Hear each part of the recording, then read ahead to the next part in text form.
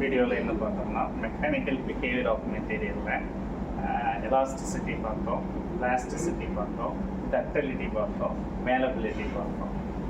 எலாஸ்டிசிட்டினா அதனுடைய original shape டைமென்ஷனை அந்த load எடுத்த பிறகும் வந்துருச்சுன்னா அது பேர் எலாஸ்டிசிட்டி.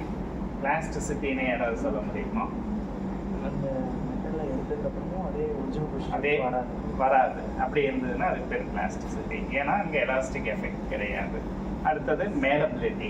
தகுடு மாதிரி சன்னமாக உழைக்க முடிஞ்சதுன்னா அந்த மாதிரி மேனுஃபேக்சர் பண்ண முடிஞ்சா இந்த கோல்டெல்லாம் எக்ஸாம்பிள் சொல்லலாம். அடுத்தது டக்டிலிட்டி. அந்த தின்னாக உள்ள, அதாவது நல்ல ஹெவியான டயா உள்ளதை சின்ன சின்ன டயாவாக மாற்றுறாங்க. அதுக்கு சில டைஸ் வச்சு யூஸ் பண்ணி சன்னமாக கம்பி மாதிரி மாற்றுவாங்க. அப்படி இருந்ததுன்னா அதுக்கு பேர் டக்டிலிட்டி. அப்புறம் நம்ம பார்த்தது மெஷினபிலிட்டி.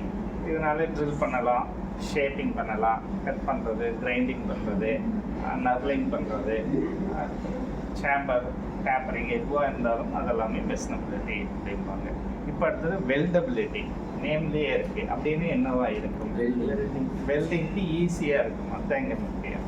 வெல்டிங் பொதுவாக எது வேணாலும் பண்ணலாம், பட் ரொம்ப எளிமையாகவும் ஈஸியாகவும் டக்குன்னு வெல்ட் அடிச்சுக்கலாம். அப்படி இருக்கிறது தான் த வெல்டபிலிட்டி. அதான் the weld ability, also known as joint ability of a material, refers to be its ability to be welded. ஈஸியாக வெல்ட் ஆகுது. ஒரு சில நீங்கள் வீட்டில் டோர் லாக் பார்த்துருப்பீங்க, பிராஸ் மாதிரி பித்தளையாக இருக்குது. அது போய் வெல்ட் வச்சா ஆகாது. நமக்கு வெல்டிங் மிஷின் இருக்குது, எல்லாமே இருக்குது, ஆனால் வெல்ட் பண்ண முடியாது. ஏன்னா அது வெல்டபிலிட்டி இண்டெக்ஸ் குறைவு. அப்போது எதெல்லாம் ரொம்ப சௌரியமாக ஆகுதோ அதுக்கு பேர் தான் வெல்டபிலிட்டி அப்படின்வாங்க. இந்த பீஸை டெஃபினட்டாக நம்ம வெல்டு பண்ணிடலாம் அப்படின்றதுனா அது வெல்டபிலிட்டி. வியர் ரெசிஸ்டன்ஸ் நேம்லேயே இருக்குது. யாராவது சொல்ல முடியுமா? It is the property of metal to resist wear. அந்த வியரை ரெசிஸ்ட் என்ன, ரிட்டார்டேஷன், எதிர்க்கிறது, ரெசிஸ்ட் ஆகாமல் தவிர்க்கிறது பேர் தான் வியர் ரெசிஸ்டன்ஸ். அப்படின்னா it is the property of metal to resist wear. தேய்மானம் ஆகாமல் இருந்துச்சுன்னா அதுக்கு பேர் வியர் ரெசிஸ்டன்ஸ். அந்த டயக்ராமும் கூட பார்க்கலாம் நீங்கள். அடுத்தது ஹார்ட்னஸ். இது நேம் உங்களுக்கே தெரியும். அப்படின்னு என்னவா இருக்கும்? யாராவது ஈஸியாக சொல்லுங்கள். ஹார்ட்னஸ் அப்படின்னு என்ன? ஹார்டாக இருக்கும். கரெக்டாக. அதுதான் அந்த கீவேர்டு. அது எப்படி ஹார்டாக இருக்கும் அப்படின்னா, it is the ability of the metal to resist any indentation or abrasion. Indentation என்னன்னு தெரியுமா? ஒரு களிமண் இருக்குது, நம்ம கையை ப்ரெஸ் பண்ணோம்னா நம்ம கையினுடைய அச்சு அது விடுது. அது இன்டென்டேஷன் உள்ள ஹோல் சைடு உள்ள போகிறது. அதாவது பெனிட்ரேஷன், அப்ரேஷன், எது வேணாலும் வச்சுக்கணும்.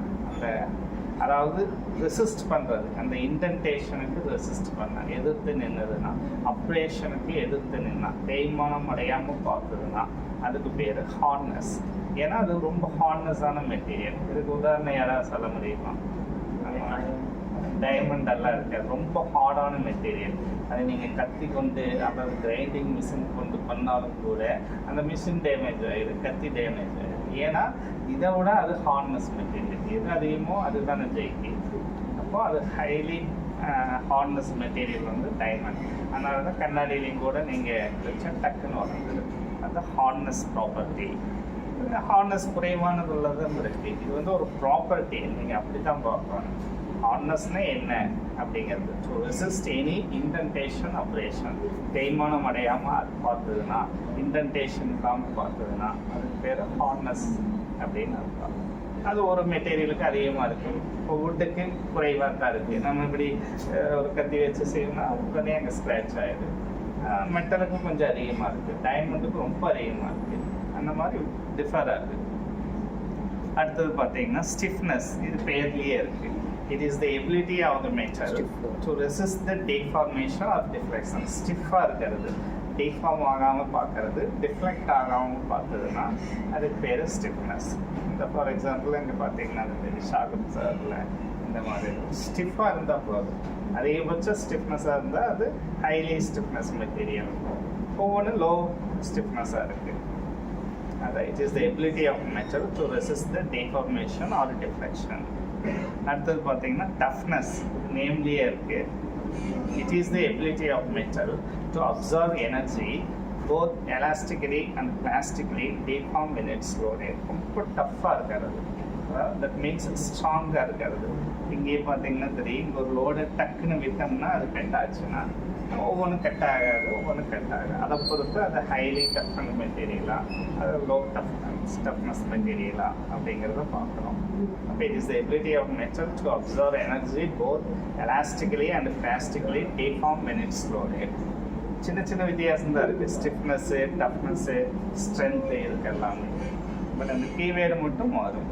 பிரிட்டில்னஸ், இது ரொம்ப முக்கியமானது. It is the property of breaking the material without permanent deformation. ஒரு சேஞ்சஸே வராமல் உடஞ்சி போச்சுன்னா, இப்போ கண்ணாடி இருக்குது, லைட்டாக வளைக்கிறீங்க, பட் அது உடஞ்சி போயிடுது, அப்போ அங்கே சேஞ்சஸ் கிடையாது. Property of breaking the material without permanent deformation. ஒரு சேஞ்சஸே இருக்காது, ஒரு டிஃபார்மேஷனே இருக்காது. அப்படி இருந்ததுன்னா அதுக்கு பேர் பிரிட்டில்னஸ். முக்கியமாக இருக்கும்.